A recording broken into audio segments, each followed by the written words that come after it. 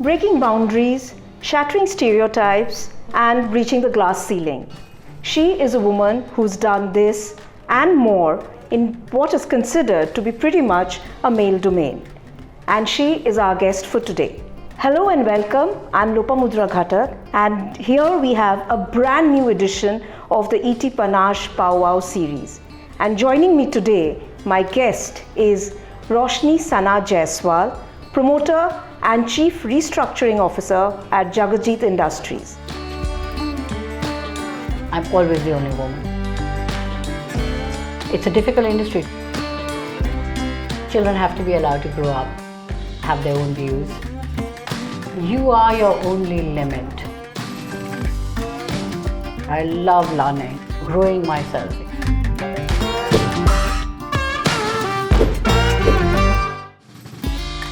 Hello and welcome, Roshini, to the show. Thank you so much for having me. Roshini, to begin with, your foray into Jagatjit Industries, and the business has been with the family for over decades now.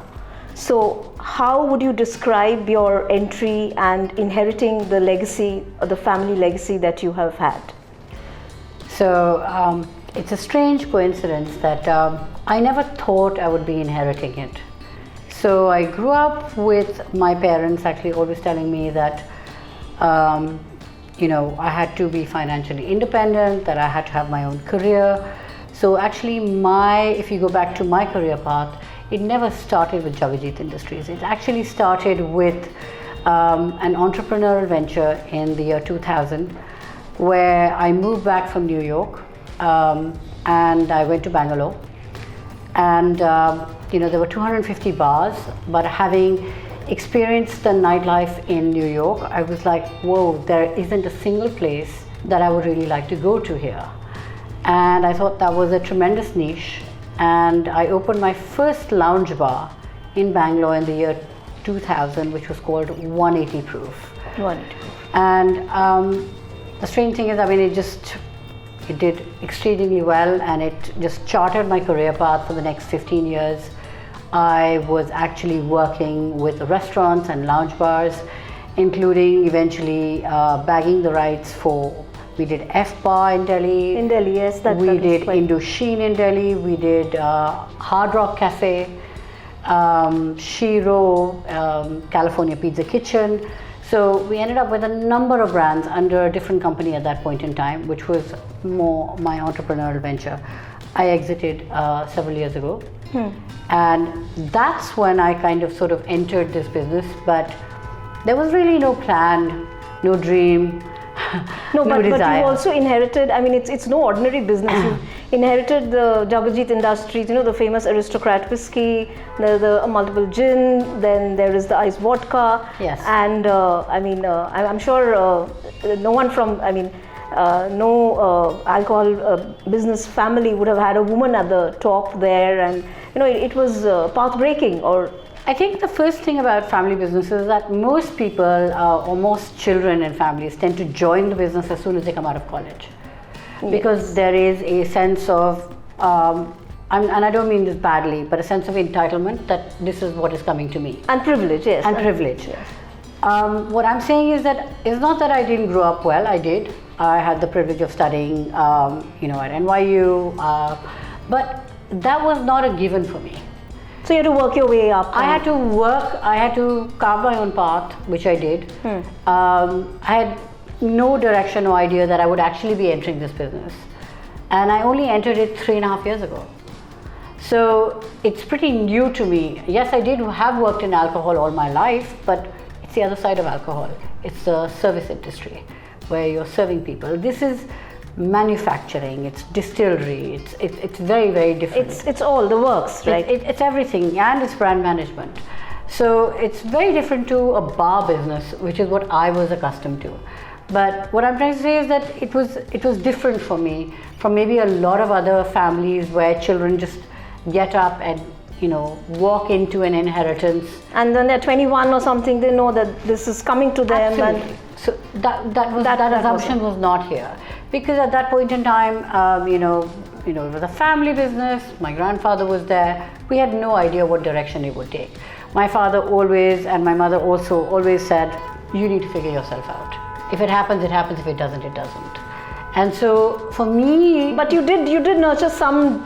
There was some hidden. No, not at all. No, none. So None. it just happened, and It just happened. And Yeah. how did your family react to it? Like when So I mean, so my father obviously was working in the business for the last 10 years, but when I sort of 3.5 years or 4 years ago, he asked me, he said, you've done, bars and stuff, is there any interest in wanting to join the company? And till that point, neither had I contemplated it. so the thought never crossed your mind? No, it didn't cross my mind because I love startup culture. I love creating things. So for me, that has always been a passion. And to come into, though my family has been liquor all its life, it was just not expected. So when he did ask me, and I was like, I thought about it for several months, and I said, could be really interesting. And the company was going through a challenging time. Right. And I thought, well, one thing I've learned from being an entrepreneur is that you never study what you are actually going to do. And you unlearn what you unlearn what you've learned, and I'm used to the space of learning. For me, it's not about oh gosh, that I can't learn anymore. I can always learn, and it's really exciting because it's challenging, and I like challenges because any entrepreneurial venture is a myriad of challenges that you deal with. So it became very interesting, and that's how I entered the business. So Roshini, like your first setup in the entrepreneurial space would have been say around 2000 in India when you came back, and as you mentioned, you did the restaurants in Bangalore and this thing, and then now it's a whole decade has passed, and India has become more tech savvy, and the consumer spending power has gone up, and it's a whole new generation. There's a millennial captive audience that you have. How do you see the change that has come about in the service industry in the way people have changed their lifestyle patterns and So I think technology is a given, and I think the fact is that I guess social media plays a huge role, but that's also a given today. What millennials are doing, and I think there is a massive difference in the way we also perceive what technology does. Technology, by and large, tends to make things cheaper. Cheap. It's an enabler. It's an enabler. And so if you look at something like the mobile phone 10 years ago, and what it costs you today, and what you can do with it, it's an example of how much and how cheap technology has become. And this happens with any tech. To me, tech has always been really, really exciting. But I think for a millennial who is grown up in a culture where they were born with tech, sitting on the iPad, right, literally from their birth, I think they perceive tech quite differently. So for them, everything is on a platform. Right. And they work out of that platform. But I think there is also a huge shift on the millennials in terms of we grew up from a culture of ownership. In that we wanted to own things. And I think this is the biggest shift in the economy that is actually going to be taking place. So I think even like more like many people are saying, experts are saying that now the thrust is on experience. Like I don't want to own a product. I want to own an experience. I want to, like with travel, with. So it has become experiential. So branding has become everything has become experiential. But the interesting thing is that I don't know whether, for example, my son, when he grows up, is going to want to own a home. He's going to own a car. These physical things which were, you grew up and you said, you save your money and what, pehle ghar lete hain. That's the first thing you do, you save a whole bunch. Then you buy a car. You buy a car first, and then you buy a house. Yes. Shaadi ho gayi, abhi you need to save your money to buy a house, kind of thing. I don't think those things are going to be holding true. So I think there's going to be massive disruption in real estate from that point of view. I think e-commerce has anyway created massive disruption in retail, but I think even on a home buying market, Right. that disruption is going to be quite massive. And you start seeing this by the likes of, offices are changing, WeWorks is Co-working spaces. co-working yes. spaces, Shared accommodation. shared accommodation. All of this is actually changing what the millennium actually thinks and believes, because they believe, and that's why coming back to that experiential, that listen, if I have X amount of money that I'm earning, I don't want to go and stay in an apartment and live on my own. I might share that apartment, I might use Uber, but I want to spend my money traveling and having fantastic experiences. So you just spoke about that technology being an enabler, and even like after you've taken charge at Jagatjit, you've mentioned in previous conversations also that technology, you see it as an enabler which provides transparency and better controls over environments. So going forward, like how do you see the industry, the liquor industry, the alcohol beverage industry adapting to artificial intelligence, to machine learning, to newer forms of technology? So I think first, the liquor industry as a whole is really government dominated. So what we do or don't do sometimes is limited to what a state government, because it varies from state to state. So what a state government will allow us to do or not. But going forward, right now, I think, what there is where there is a gap actually is what we would call real lifetime data. This is something that we actually considered doing ourselves, but we figured that somebody will do it sooner or later. And that is that if there is just like you're in a restaurant and you have a point of sales, and when someone comes and buys something, the manager, picks in that he bought, chicken tikka, blah, blah, blah. And that chicken tikka, technically, I sitting in my corporate office, I know that my restaurant actually... This is happening at this point in time. Correct, it's happening today. I know that my restaurant today sold this customer came in and sold one Diet Coke, and he had one chicken tikka or one beer, blah, blah, blah. I know that in real time. Right? That technically hasn't happened for liquor on a corporate or even on a shop level, and that would be great if, and there will be I think it's a question of not even years, maybe a couple of years at best, where sooner or later you will have transparency, where if a sale is taking place in shop number, I don't know, in Delhi, in shop number 53, and my product is being sold, I know that a consumer came and bought an SKU of 750 ml or a 375 ml immediately. And then I know what is my inventory in that shop. So hey, do I need to actually fulfill that inventory in that shop? So this is going to happen in a question of days and years. But what it does for the liquor company is that it's tremendous, because suddenly you have so much visibility that you're actually able to take much more control in terms of your supply chain. So the gaps are plugged. The gaps really get plugged. Tremendous transparency, right? It's happening there, it's happening here, it's recorded, your excise duty, I mean, everything is actually on a digital platform. And one is hoping this will happen soon. So how much of a tech fan or a tech follower are you, like, social media, what keeps you going, like? So huge. I believe that every industry is aligned for disruption, and it was this sort of belief that in 2017 took me to the US, and I started looking for aspects of what might actually disrupt the liquor industry. And I started looking at a number of startups that had sort of come up there, and one of them really I was drawn to was a company called Lost Spirits Technology. Lost Spirits? Yes.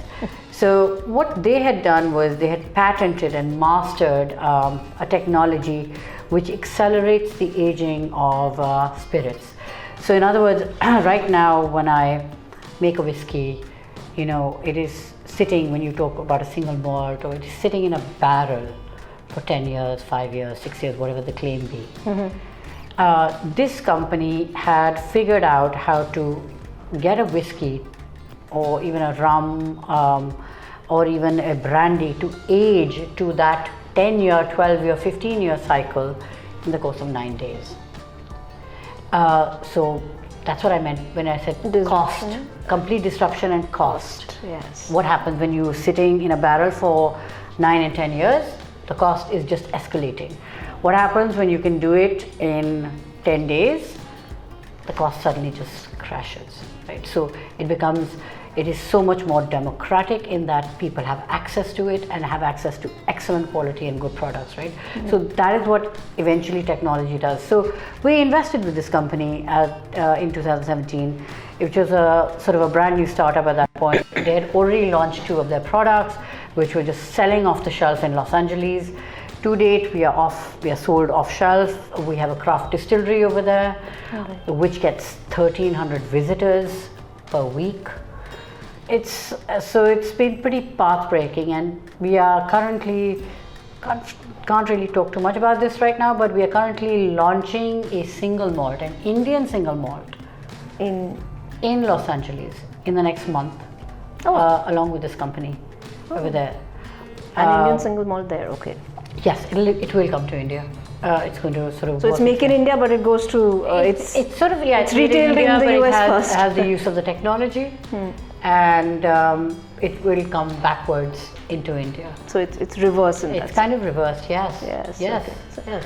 You are an inspiration for women who would want to take up this industry, because would want to join this industry, and what is your message to the women who want to make it big in the Alcbev industry, because the diversity there is not is not.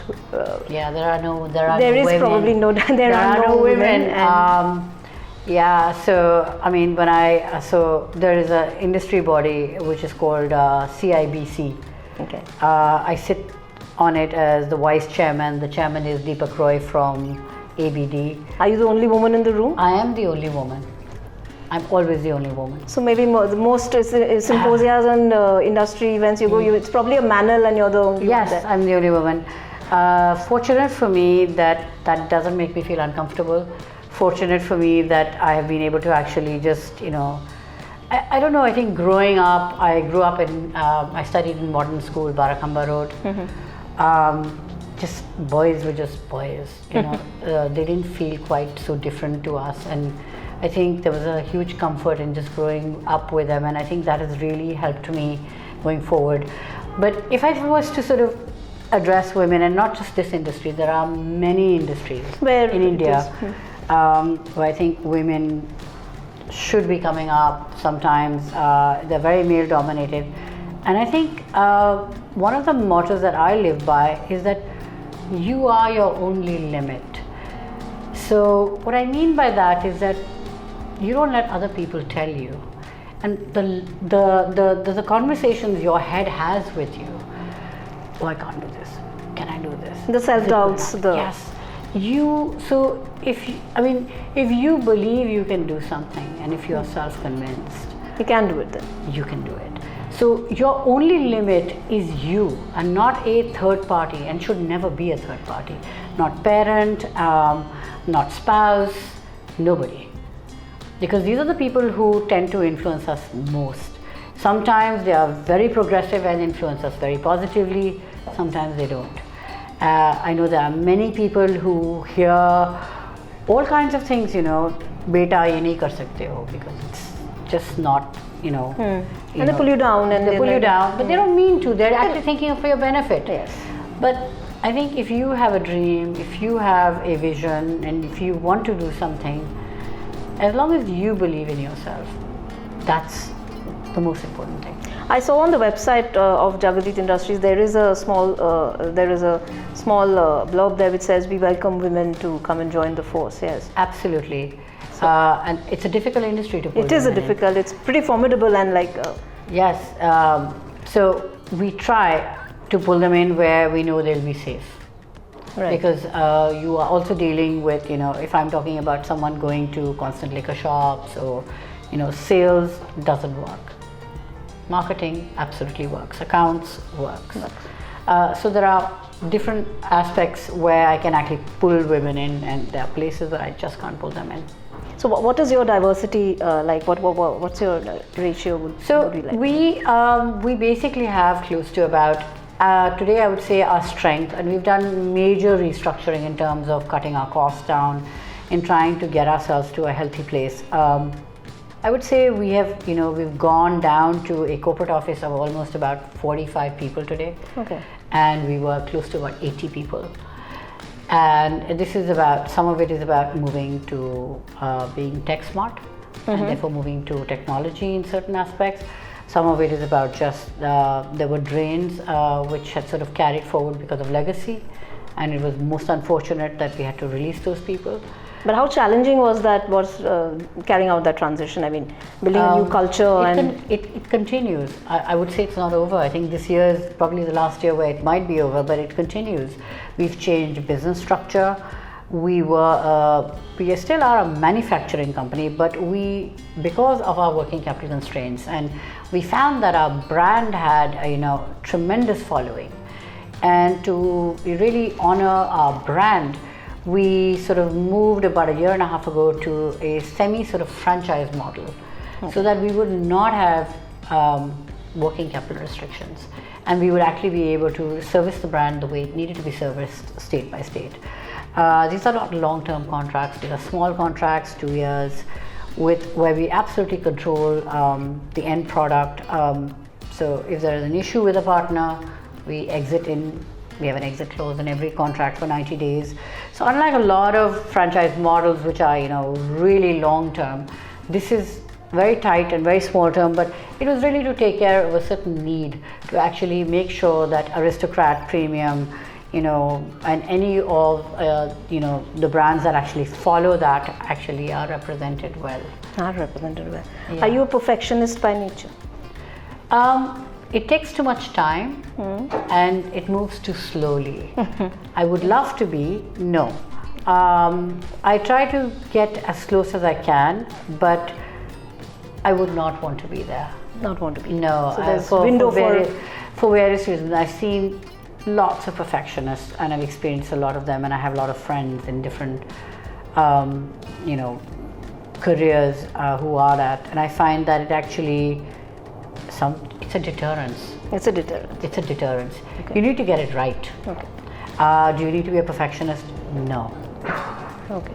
So who was Roshini when she's not in the boardroom and when she's not attending meetings and drafting out strategies for restructuring decades old brand, legacy, business? Who is that person? So I would say, so I'm a mother. I have a son who is now 16 years old. Okay. 10th board. Are you nervous? Are you a helicopter mom? Yes and no. I think children have to be allowed to grow up and have their own views. We try to shape them to some extent, that we want them to be good people. But eventually the choices that they make, I think, is too much responsibility for, I think, any parent to actually, be maneuvering a child to such an extent.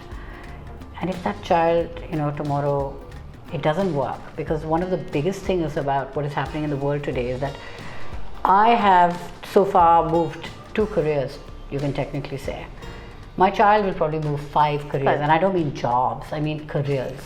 Industries, yes. Am I the person to really dictate that to him? I think it has to come out of passion, because it shouldn't be a job. It shouldn't be a job. It shouldn't be a job. So what keeps you going?